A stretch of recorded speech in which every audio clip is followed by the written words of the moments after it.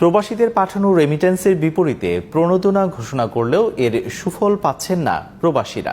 এতে হতাশ কুয়েত প্রবাসীরা। তারা বলেছেন, ঘোষণার 1 মাস পার হলেও এখনো সেই সিদ্ধান্ত কার্যকর হয়নি। কুয়েত প্রতিনিধি আলাল আহমেদের তথ্য ও ছবিতে বিস্তারিত জানাচ্ছেন ফরিদুর রহমান। বিশ্বের বিভিন্ন দেশে রয়েছেন প্রায় কোটিরও বেশি বাংলাদেশি।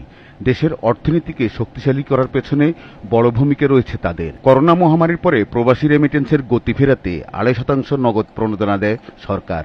তাতেও কাঙ্ক্ষিত ফলাফল না আসায় এবার সরকারের 2.5%-এর সাথে আরও 2.5% দেওয়ার ঘোষণা দেয় association of banker Bangladesh ABB. প্রণোদনার আশায় দেশে ব্যাংকিং চ্যানেলে বাড়তি অর্থ পাঠালেও সিদ্ধান্ত বাস্তবায়ন না হওয়ায় হতাশ কুয়েত প্রবাসীরা। লিগ্যালিটি ভাবে টাকা পাঠাচ্ছি, হুন্ডির মাধ্যমে পাঠাচ্ছি না, তাও আমরা এটাতে উপকৃত হচ্ছি না। কেন উপকৃত হচ্ছি না, সরকারকে তাই একটু দেখার জন্য অনুরোধ জানাচ্ছি। কমপক্ষে 5% প্রণোদনা দেওয়ার কথা থাকার পরেও অনেক ব্যাংকে দেয় না। আমাদের জোর দাবি 5% প্রণোদনা দিয়ে আমাদের প্রবাসীগুলোর পাশে সরকারের থাকার জন্য। এখন প্রণোদনা পাচ্ছে 2.5%। সরকারের কাছে আকুল আবেদন 5% দেওয়ার জন্য। কুয়েতে বাংলাদেশি প্রবাসীদের সংখ্যা প্রায় 3 লাখ। হুন্ডির দৌরাত্ম্য ঠেকাতে এবং বৈধ পথে রেমিটেন্স প্রেরণের উৎসাহ বাড়াতে ঘোষিত 5% প্রণোদনা দ্রুত কার্যকর করার দাবি তাদের। Faridur Rahman, GTV news.